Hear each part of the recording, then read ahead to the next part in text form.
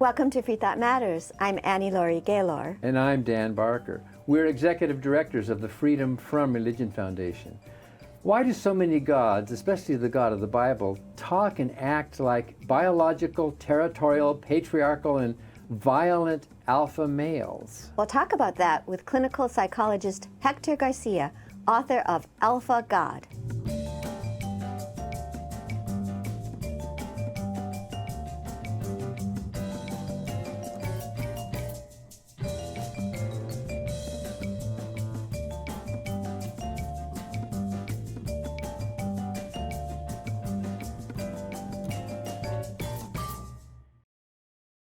The Freedom from Religion Foundation, which produces Freethought Matters, is the nation's largest association of free thinkers. That's atheists, agnostics, and other non-believers. We invite you to join us in our vital work to keep our secular government free from religious influence. Become a member at FFRF.org or ask for a complimentary copy of our newspaper, Freethought Today. Freedom depends on freethinkers.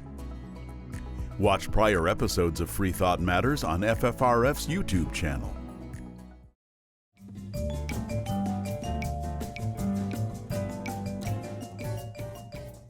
I'm Dan Barker. I'm Laurie Gaylor. Our guest today is Hector A. Garcia. He's the author of the book Alpha God, The Psychology of Religious Violence and Oppression, who says this concept of a deity creates many psychological problems for believers. He's also the author of Sex, Power, and Partisanship, How Evolutionary Science Makes Sense of Our Political Divide. Hector Garcia is a clinical psychologist specializing in the treatment of post-traumatic stress disorder. He's assistant professor in the Department of Psychiatry at the University of Texas Health Science Center in San Antonio. He has published extensively on the evolutionary psychology of religion. He's done a couple of TED Talks at least. He's been on PBS and on C-SPAN, and he'll be speaking at the Freedom from Religion Foundation's 2022 convention, which is the last weekend of October in San Antonio, Texas. Welcome to Freethought Matters, Dr. Garcia. Thanks so much for having me. It'll be nice to see you in San Antonio, where you give... We don't know what your talk's going to be about, but I'm sure it'll be fantastic. So, Hector, before we talk about the Alpha God and these meaty topics, can you tell us a little bit about your background with religion? Absolutely. Well, I was raised as an atheist. My father was an atheist, and I think the way that I arrived at that may share some similarities with other guests, maybe different. I grew up in El Paso on the Texas-Mexico, New Mexico border. Both my grandparents migrated to the United States during the Mexican Revolution. Ethnically, I'm what's known as mestizo, where I come from, which means I'm a mix of Spanish and Native American heritage. So it's interesting because when the Spanish came, some of my ancestors I trace back to a group of Native people who live in Chihuahua called the Raramuri, that have recently come to popularity by Christian McDougall's book, Born to Run. These guys run these 100-mile races wearing sandals. The other part we trace back to Spanish conquistadors that I talk about in Alpha God. It's a conquistador named Juan de Oñate, who came to the region where I'm from and committed some pretty terrible atrocities against the native people there. But the Spanish conquest was very brutal, and it was very much religious conquest, as you two probably both know. And what happened was that native people were forbidden to speak their native tongue. They were given Christian names. Their native religions were eradicated, and basically the Spanish said, "Hey, there's a new Alpha God, and his lieutenants are Spaniard. You must abide by him." As it turns out, my grandparents brought a pretty radical version of Catholicism along with them, and they were just very not nice people at all. My father suffered a great deal of religious trauma growing up. and that sort of killed any love that he might ever have for religion. And for that reason, I most of my family is Catholic. I have a big Mexican American family, a really big one, and most of all of them are Catholic. But that bypassed me. I was taught critical thinking growing up, and was not required to go through all the hurdles and indoctrination of the Catholic Church of the rest of my family. So that's how I ended up there. You and I have a lot in common. I have some Mexican ancestry and a member of a Native American tribe. And you're right about when the Europeans came over here, the loving Christians came over here with a gun in one hand and the Bible in the other. And look at the genocide and look at the fruits of religion. Yeah, it was very methodical. And what happened is that conquest just it made its inroads into identity, right? People identified as being Christian, and they, at least in Mexico, it's not popular to be Native, because it's been made so shameful.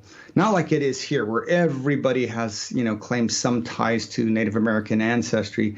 There, to be Indio, that's like the N-word, and that was pretty much an outcome of the religious conquest that took place. But the only religion I ended up having was the Native American Church.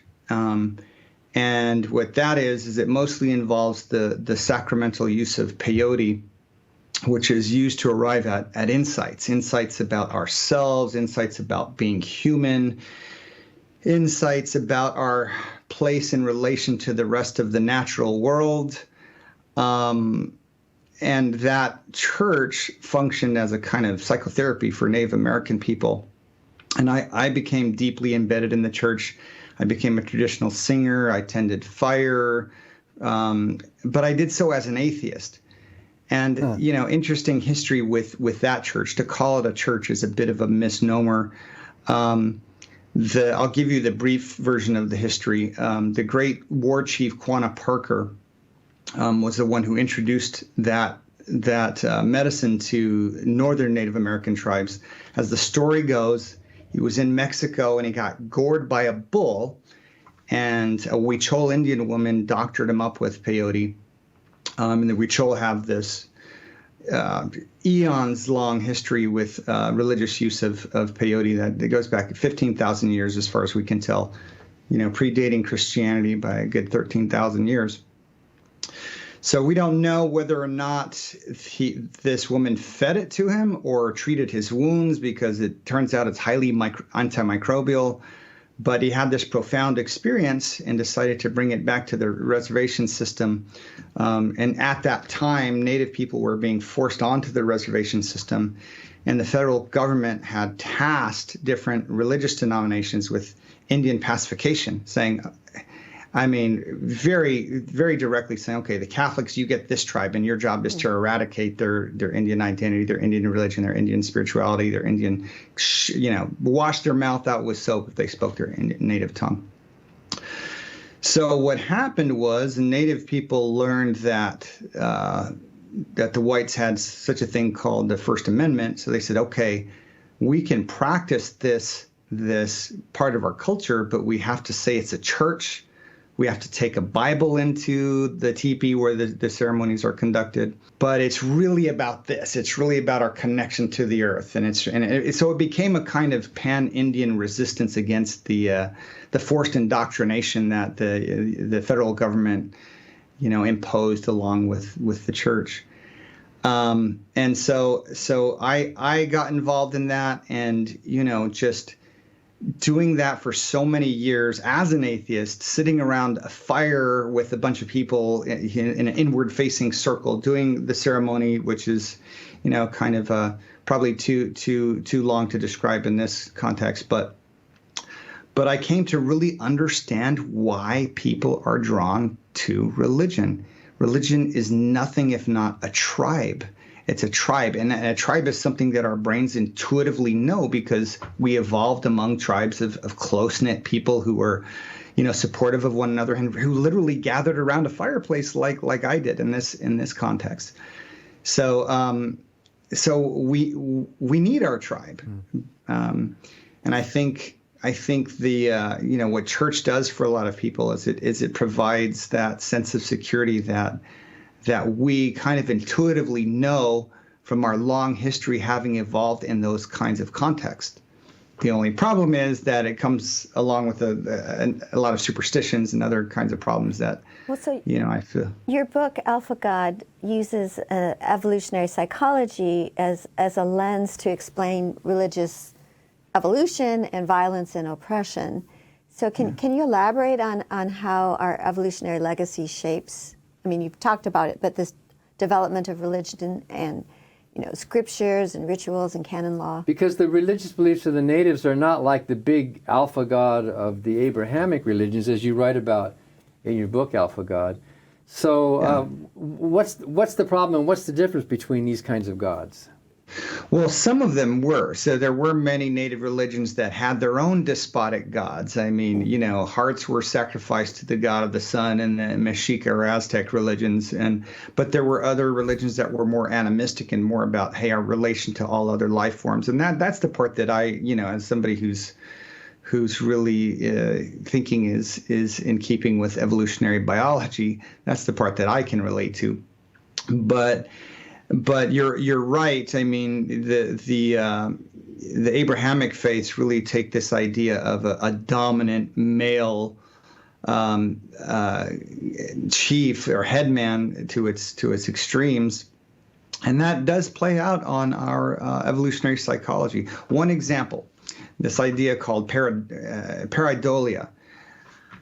Our brains are programmed to project evolutionary relevant stimuli onto ambiguous patterns, and it tends to be faces. We tend to see faces in the clouds, to borrow from Stuart Guthrie.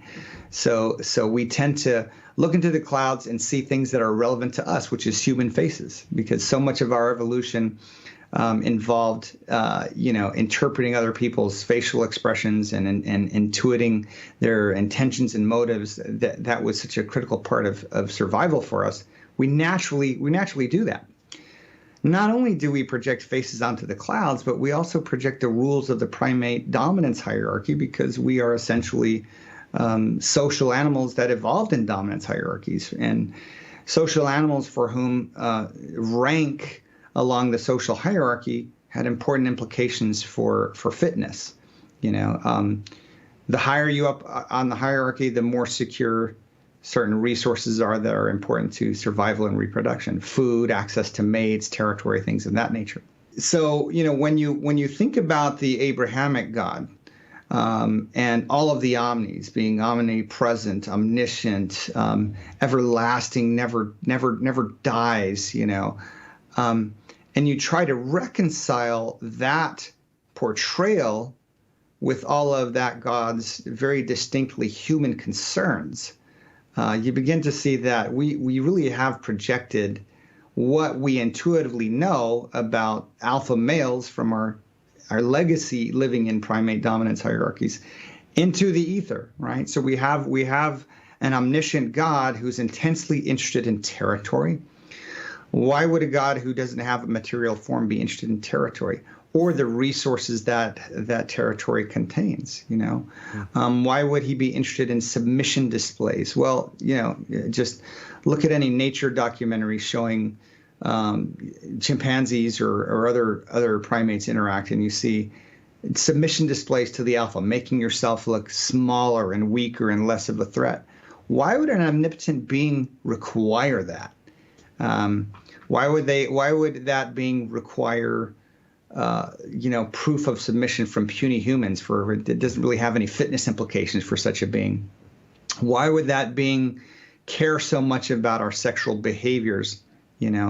If we didn't project what we know about dominance from our inherited legacy into the clouds. So that is basically the main questions I seek to answer in Alpha God, and how that results in religious violence and oppression and conquests and oppressions like I just described with the Native American Church. Well, it is a great book. I'm reading it for the second time. I'm going to quote from it in my next book. So it seems like what you're saying is that God did not create humans, but that humans created God. So we have to take a break, Hector. This is fascinating. We're going to talk about this book and your follow-up book as well. Dr. Hector A. Garcia, author of the book Alpha God. We'll be right back after this break.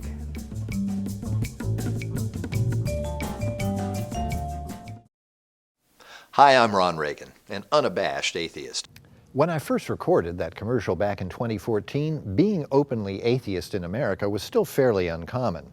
Today, the fastest growing religious group in the country is the non-religious, especially among the young.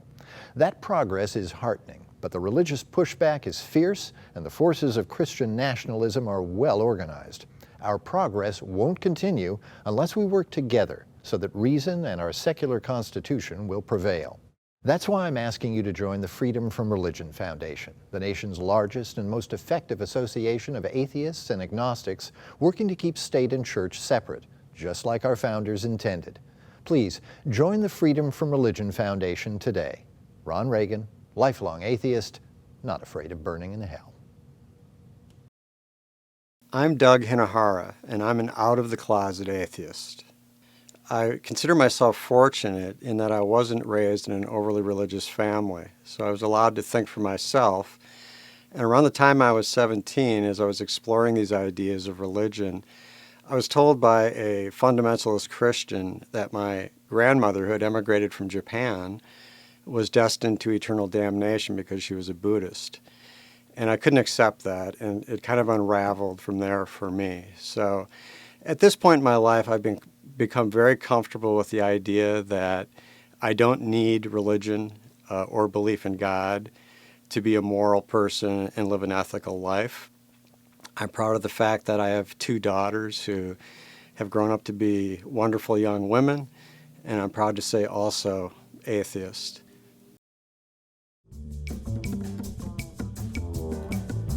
We're talking with Dr. Hector A. Garcia, a clinical psychologist and a researcher who's given TED Talks. He's been featured on PBS and C-SPAN, and of particular interest to this show, he's written a book called Alpha God.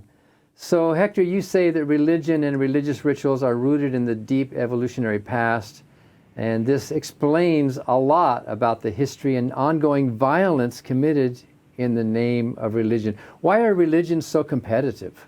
That's a great question. I think somebody who describes that really well is an author named Robert Wright, who writes this book called The Evolution of God that I cite pretty extensively in my book.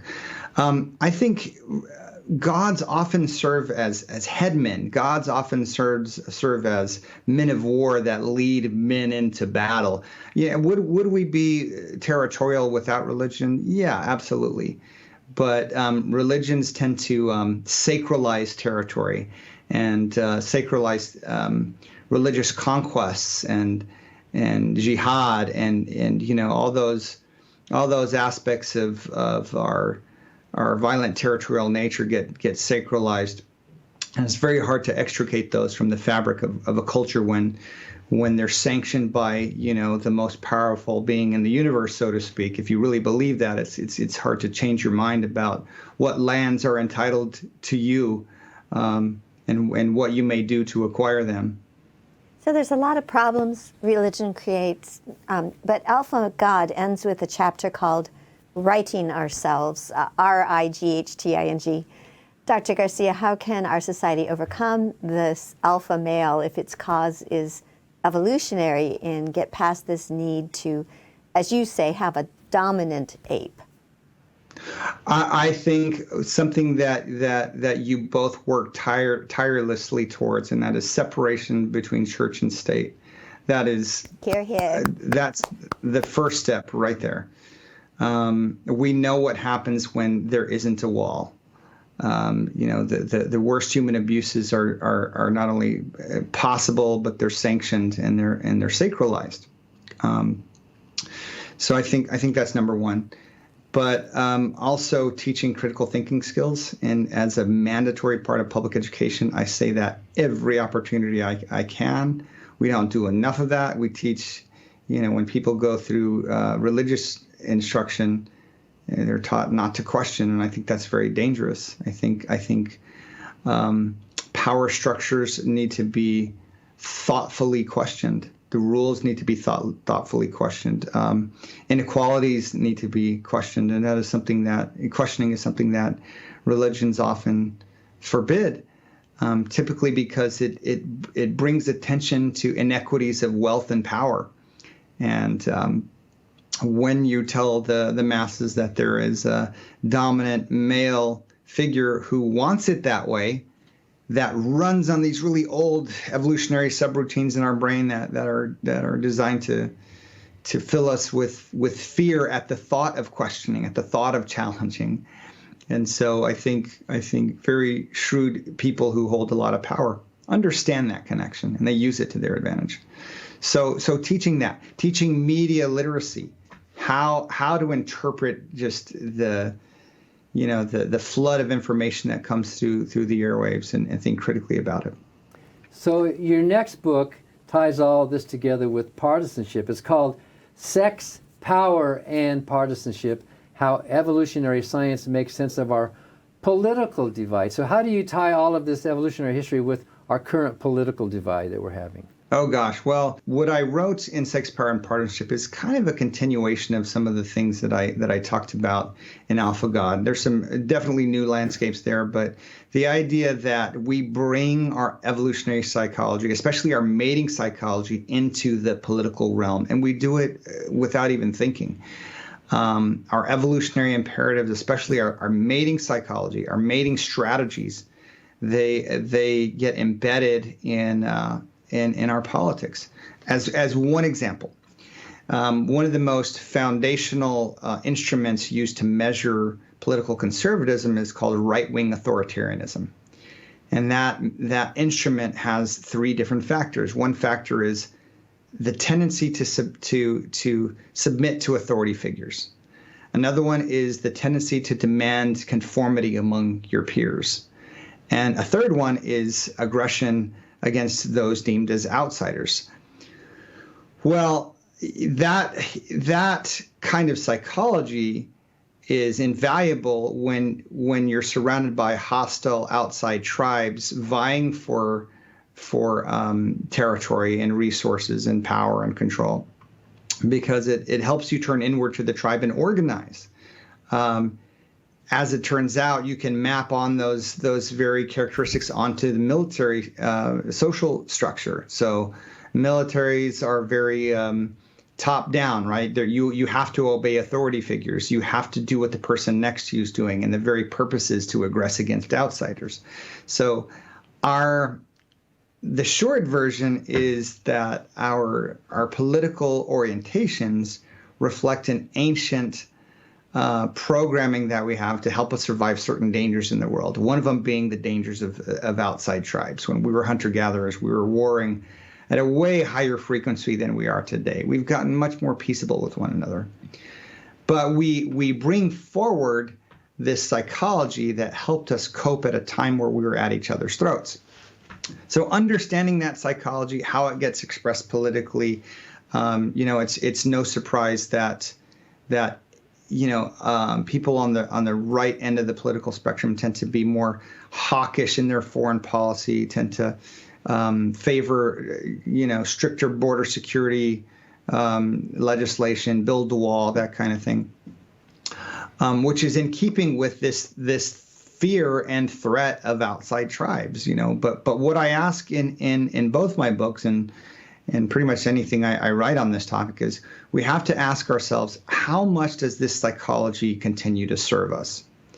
That psychology evolved at a times where, we were limited to these small, close-knit tribes topping off at about 150, 200 people, constantly warring with one another. But today, we're interconnecting at a pace that is just mind-boggling. We're sharing culture, we're sharing economies, we're sharing genetic material, we're interfacing. And globalization is happening whether we want it to or not. So we need to think very carefully and thoughtfully about what Stone Age programming we bring into the modern day. Does it still serve us? Does it hinder us? Does it prevent us from forming cohesive, functioning societies? Or does it put us at each other's throats? What I can tell you is that those in positions of intense power and moneyed interests, that some of them have a stake in seeing us at each other's throats, fighting each other in the streets. They use it to manipulate us. So there are people who have an understanding of that tribalistic psychology. Okay, so and they use it to manipulate us. So we just have a minute left, Hector. If it's true that we all descended from these tribal ancestors, then why are some of us conservative today and others liberal? How do you explain the divide? Well, some of that can be displayed. It can be explained just in terms of the natural curve. So take fear sensitivity. Some of us are afraid of a wide variety of stimuli very intensely. Most of us fall somewhere in the middle, and some of us aren't afraid of very much at all. Conservatives tend to be on the more fearful end of the spectrum, and that's the short version that I explained more in the book. But I think some of it's just kind of where the genes fall on the natural curve. That's interesting because I feel risk averse physically, but not politically. So I don't know where that comes from. But there are many solutions offered in both of your books about how we can try to overcome tribalism, overcome these evolutionary issues that make us want to worship an alpha god. And we encourage people to read that book and to see you at the convention we're having at the end of this year, Dr. Hector Garcia. Thank you so much. Thanks for having me. He's the author of Alpha God and Sex, Power, and Partisanship. And thank you for watching Freethought Matters. Because free thought matters.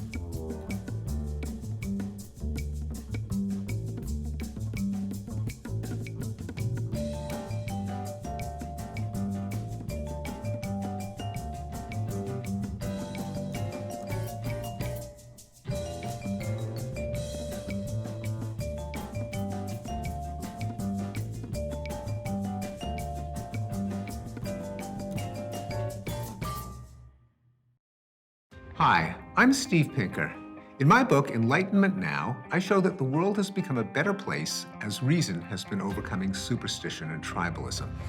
But the values of the Enlightenment are under attack. That's why I'm a proud member of the Freedom from Religion Foundation, the nation's largest association of free thinkers working to keep state and church separate. Please join me in supporting the Freedom from Religion Foundation to ensure that our government is driven not by religion, but by reason.